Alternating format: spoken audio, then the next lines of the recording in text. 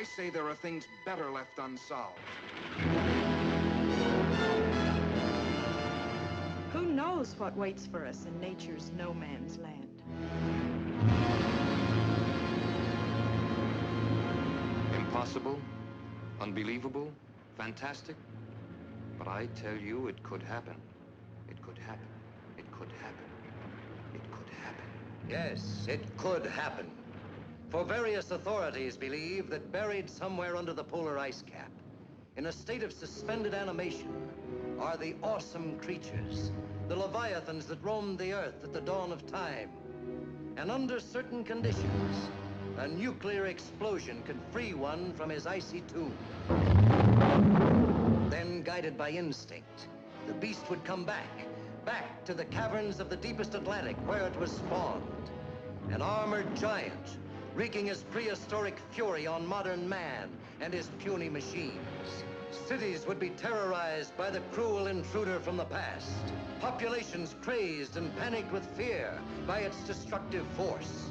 Granite and steel would crumble. Soldiers and their weapons would be powerless before the onslaught of the beast. The beast. The beast.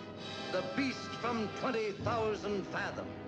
Horror Hounds, welcome to episode 21 of the Classic Horror Podcast.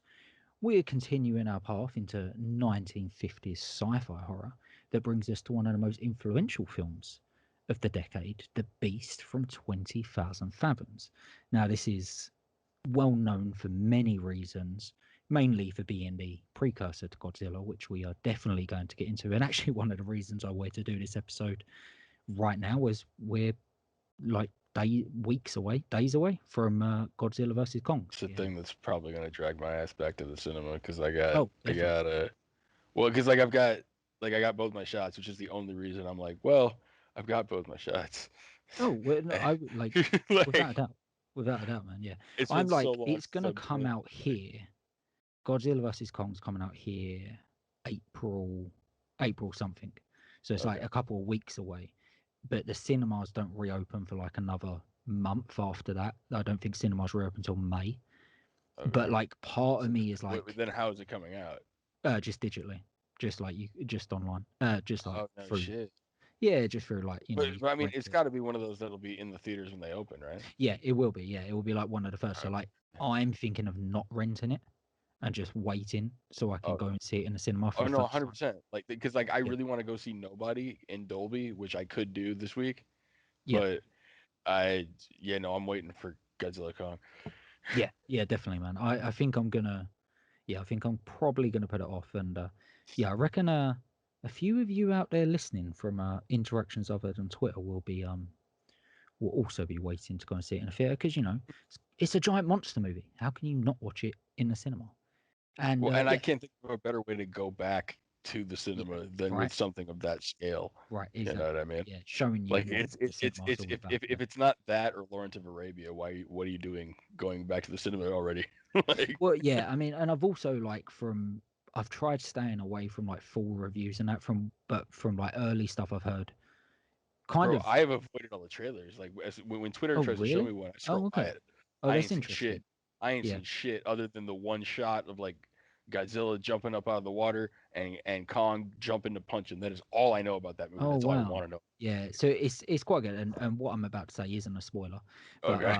From early, because I've avoided all reviews and that, but from what I've seen, it seems to follow the current monsterverse of the monster stuff really good, the human stuff, whatever. So I mean, I really liked 14, and we'll get into that on that episode. Like I really liked 14. Yeah, I did. But yeah, with the last one, I was like, the monster stuff was amazing, but the human stuff was unnecessary. Yeah, definitely. I completely agree. So anyway. On that note,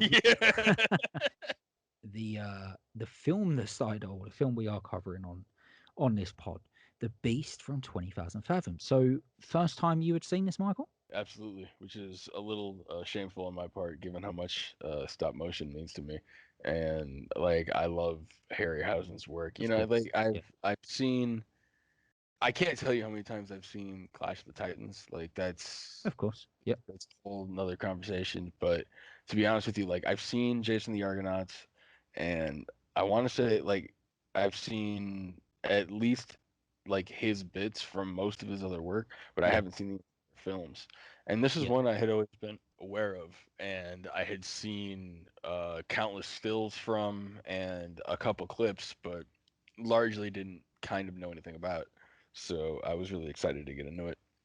yeah, And we're gonna get into my feelings overall, but like it was really interesting because much in the way that one or two films into the Universals, I find it finally clicked that it like they're not old timey, they're theatrical, and I'm finally kind of hitting that spot with these where I'm like, I mean, like really deplorable acting. It's just super low budget, and that's what it means at this time. Is this is what you get. So I'm kind of easing into it a little more, and to see how they threw all the money at Ray Harryhausen specifically, since he was the sole animator. yeah.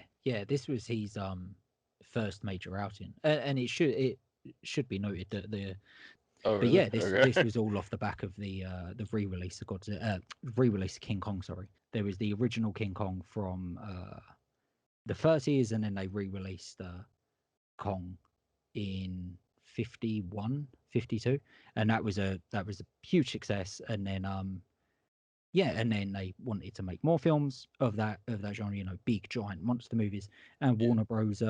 Yeah, they settled on this. It was called a little something different from the time, and then there was a short story that they ended up purchasing to kind of take the title. It was actually inspired by the short story, and then they purchased the rights afterwards, changed the title to the rights of the the short the story. meat of the short story is actually in the lighthouse sequence. Yeah, that was the original short story. That was the original like comic strip thing. It was just that. It was purely that, and it was later re-released as like an anthology. Yeah. But the original short story, yeah. And funnily enough, when it was re-released as the anthology, the author decided to change the name from Beast from 20,000 Fathoms because he actually wanted it to be its own thing, which was quite funny. But yeah, this predates Godzilla. So this come out in 1953, and then Godzilla didn't come out until I think it was late 54. And yeah, a lot of people consider this to be, if it was an influence on Godzilla or not is up for debate. But there is a story that predates Godzilla, Right. and that was when that's translated, that was actually called something like the monster or the beast from 20,000 miles under the Okay. sea. Yeah, quite interesting. But again, this is the reason I had to bring it up, because everyone knows Godzilla. Not a Well, lot of and there people are know definitely this stuff. like you can't deny similarities if you've seen both because like the beast in this is what we'll call it 85 to 90% a stop motion armature, but there are hand puppets similar to a couple of the close-ups of Godzilla in Godzilla. Yeah, and I mean, just like overall story in terms of the way the beast looks, the way the beast comes about, it's very Godzilla like. It's all kind of the same mythology in a way. And there were even more similarities that didn't make it into this film. Like the beast in this was meant to have atomic breath, and Oh, really? yeah, it didn't come off, and they didn't end up doing it. But obviously in Godzilla they did. But yeah, there's a lot of similarities between these films. And like I said, this does predate Godzilla by about 16 months, I think it is. A So bit, yeah. yeah, man, very very very interesting. But in terms of being a big Godzilla fan and having seen most of the Godzilla films or all of the Godzilla films before you saw this, how does not only how does this hold up to the Godzilla films for you, but also knowing that this completely predates them? How does that sit with you? How do you does that You change your view oversold of it a little my bit? you oversold my Godzilla knowledge a little bit. Like I've definitely seen half of that franchise, Yeah, yeah, and I genuinely love a bunch of the stuff. Like, but like the seeing this pleased me on the Harryhausen on the film history level more than I was trying to like pick it apart. You know what I mean? of Like course. I didn't even really think about like those like close up puppet shots being similar until we were having this discussion right now. But that's just the way it is. Yeah, um, Like even just like so like the way it opens, like the like segue, the way it opens, like I was really impressed with the stock footage like chaos that they had going on. Like it was a little old timey, it was a little forced with the voiceover.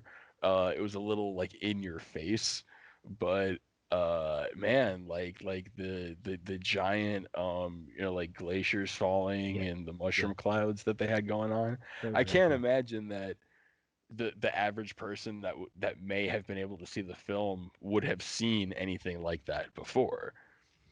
No, very true. I really like that sequence. I really like the way it's edited. Just out from the gate of the like countdown to the atomic bomb Yeah, going off. right. The countdown of that is edited so well, though, with like all the different shots of them with their cameras and their Was it binoculars, like looking Operation at. Experiment? Yeah, oh, it's great the way it's edited. I absolutely love it, man. It there's a lot in this film I like actually. I think oddly enough, one of my favorite people in this is someone that I didn't criticize, but on the Thing from Another World episode, we were saying about how the cast was kind of forgettable in a way, and again, it wasn't down to any single person. It's just that all the characters were kind of the same, and it was a little bit in and out, and there was definitely a few people that stood out, but it all kind of just blurred into one. And Kenneth Toby, who is the main guy in Think for Another World, pops back up into this as Colonel Jack Evans, and I really like him in this. I think he does a Oh really my really good God, job in wait. this. Which one was Colonel Jack Evans? Oh my God. Like literally just watched this movie like So and he's there were like faces I recognized. Who's so this? Who are he's we the talking? main. So like at the start of the film, the guy that's like calling all the shots, and then kind of like throughout it, you've got like I would say The you've guy with got the like funny accent? no, that's the professor. That's like so you've got like two main guys of that age, right? You've got like the colonel and the professor, and the professor's always with the girl. Right. They're that set up, and I really like them. And then you've got the colonel played by Kenneth Toby, who is kind of like going around. Yeah, The one between him and the other guy is like, I'm gonna brain you. Like, yeah, yeah, yeah, yeah, yeah, yeah. yeah. But Okay, yeah, he's yeah, yeah. from that guy's the main guy in Think for Another World, There you go. That's what I remember. and Okay. yeah, I really like him in this. I think he really really works in this. And then Paula Raymond, who is the female protagonist with the professor, I really like them as well. I think they do a really nice job. And then the last thing I'll say on cast, just because I have to say it, is right at the end of the film when Lee Van Cleef turns up at the end as the sharpshooter. Just a really young Lee Van Cleef. Really, really love that. That just really, really He stood out. has maybe my like second favorite line in the film, which was like, what was it? Oh my God, have you ever fired a grenade rifle before? Pick my teeth with it. Yeah, yeah, You yeah, pick my teeth with a grenade yeah. rifle. What does that even mean? Yeah, he's just got them really quick quips, hasn't he? When like, because he just comes out of nowhere. Like I remember when I first watched this, his name is I think it's right. Is it at the start or did I see it on the poster or somewhere like that? But like before I Oh, it's in the even watched opening it, credits. yeah, it's in Yeah. the opening credits. Yeah, so it's straight away that stood out to me. Like this was years ago, Same. Same. and I was like, oh, okay.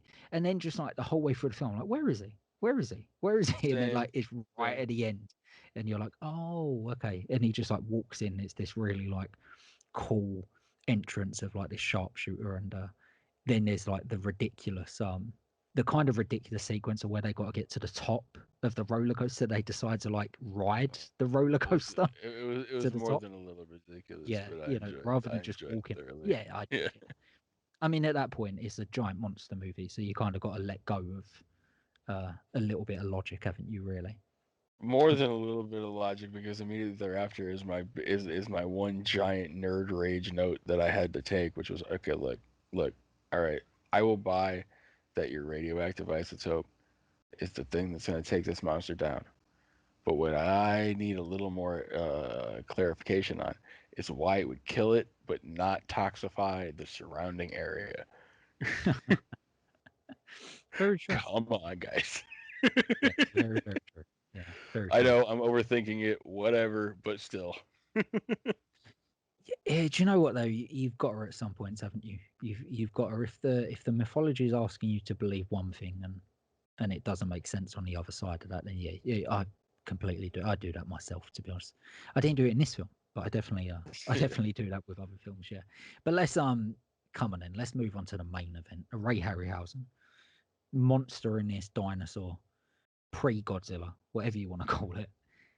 How obviously I know that worked for you. I know you was very happy to see that, but knowing this was like Ray Harryhausen's first time out the gate on his own, because he Well, see, I didn't actually know that until after my first watch, because my first watch interesting. watched Okay. it, and then in the research of watching the special features on the Blu-ray that I was watching, it come to find out that it's his first time out, and I was like, whoa, yeah. I mean, the stop motion in this is absolutely incredible, and there's so many next level.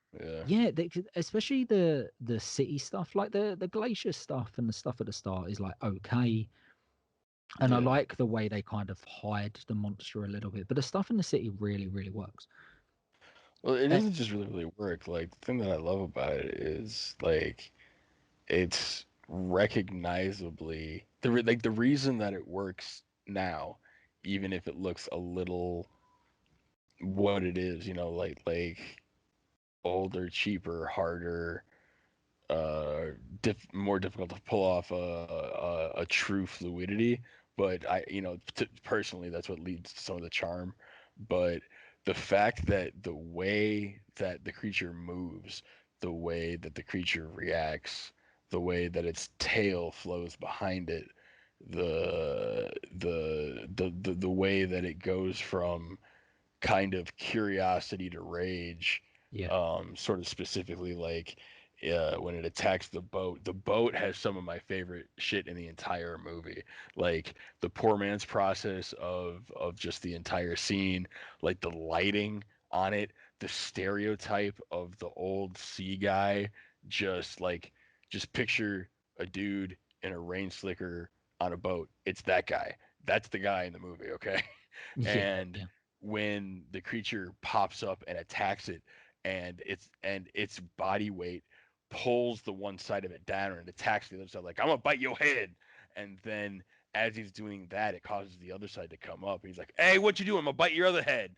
And he's just going back and forth at it. Just when he pops up onto the deck just before he starts ransacking the city, the dock, when he just pops up there on the dock, like the way that he does it and looks around for a second before he trots on off. When they're getting at him with the shotguns, and they're just like, we know shotguns are gonna work, and he's like, hey, that hurts. Hey, I'm going this way now, and just goes through the building that's next to him because he can. Like, I don't know, man. It just worked on me on every level. Yeah, I completely agree, and I think, like you touched on, his work still does stand up today, especially if you got a bit of an eye for that thing, and like you said, you use the word charm, and I think that's a really good word to use.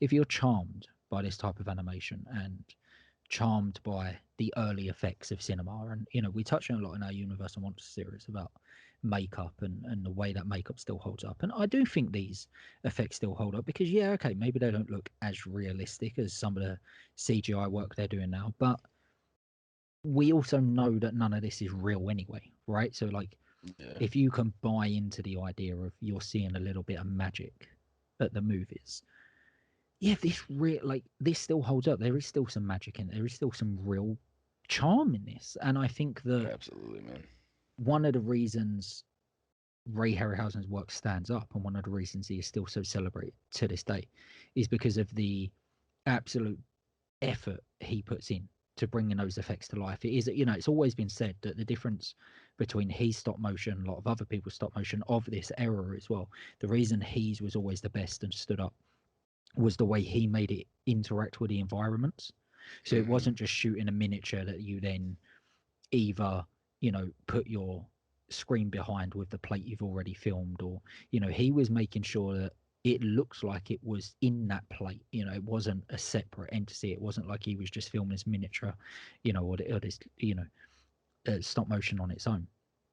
And you know, that's you said about the way the towel drags behind, and the way, you know, the way that happens, like the foot will crush something as the body moves on, the towel will then interact with that crushed item. Just little bits like that. Like it's just such little. And you know, there's some really great interviews with him out there about where he talks about that stuff, and where he says about no one at studio level, or most audience members, they wouldn't even know they've seen that stuff. But that's the point, because that makes it feel more real. As soon as you come out of it, and you're not thinking about those individual parts, that's what really sells you on it, because you're like, oh yeah, that was interacting with the environment. That does work, you know. You know, because we, you know, look at it and feel it, if you will, in a different way than most. Like the little things are what really kind of, you know, don't just drive us, but like, I know I've told you, I don't remember if I've talked about it on the show, but like I was having a conversation with a friend at work one time, who I was really kind of vibing with, because we were talking cinema, and he went to go see Uncut Gems, and he saw it right before I saw it, and then we started talking about it, and I was going on about how I loved the editing and the way that the entire thing is designed to put you off, to make you physically uncomfortable, and I really enjoyed that that's what it was doing. And he was like, he looked at me for a second, and he was like, you noticed things like that? And I went, Yeah, of oh, course. oh, we're on a completely different wavelength. Okay. Yeah. So just like on little things with the creature, like we're talking about, like the one of the things that made me the happiest every time I watched it was the movie magic of the first cop that goes to shoot at it. He's like, I'm gonna shoot it with my pistol. Everything will be fine. And then the beast just looks at him like, really, dude? And as he goes in to bite him, there's like a seamless edit of like the creature going over the actor, and then it becomes an entire stop motion effect. And the way that he sort of like bites at it, and then like bites at the dude, and then like juts his head forward to like bite and swallow all at the same time, I immediately went like, "Oh my god, this is Jurassic Park." It's like when Gennaro gets gotten, and the T-Rex sort of like chomps him Yeah. Yeah. and Yeah. gives him that little like it was the exact same. Yeah. I don't know, like I could be wrong, but then again, like come on, it's Spielberg. I'm not wrong. It was an homage. It had to be. Oh Like yeah, like this film, you know, like I said at the top of the show, this is one of the most influential films. I said of this era, but of any. I mean, this influenced not only a whole subgenre of sci-fi horror films in the 50s, but yeah, it's still felt in films like Jurassic Park. And there's no way you can't argue that, you know, the reason I wanted to do this film, the reason I presented it to you, was because Godzilla versus Kong is coming out, and I wanted to revisit, you know, arguably where it all started. And the fact that it's 2021, and okay, there's this whole other franchise, but this film definitely influenced that in one way or another. You know, some people will say Godzilla was kind of a rip-off of it. Other people will say actually Godzilla was in the works anyway, and this just gave him the confidence to go ahead and do it because this film let's was a be success. polite and assume parallel thinking, but you know, you Yeah, can make an yeah. argument. But either way, whatever Yeah, that is, the influence of this film is still felt today. absolutely. You know, and it's a lot to Unequivocally. do with that animation. You know, I think the direction of that is pretty good. I think the story lends itself to the monster because it's quite simple. It's quite a simple story. You know, it's something that you kind of have seen a million times, and the formula hasn't really changed that much. You know, Godzilla films coming out now, or even something like Kong Skull Island, it's kind of the same I liked formula. Kong Skull Island. People Yeah, I talk so did. much I did. nonsense on it. Like it Yeah. wasn't amazing, but it was fun. No, I did. I liked Kong Skull Island, but the you know, the formula isn't that different. It's kind of all set up here, and it works for the story. They didn't overcomplicate it, and yeah, I think it works quite well. I think there's a idea of trying to base it in reality a little bit by it not being a mythical creature, it kind of being a lost dinosaur. I quite like that idea. I think that is something that's a little bit different. Don't get me wrong, I love the whole idea of like the Titans and something big and mythical. I love that stuff, but I also like when someone tries something different.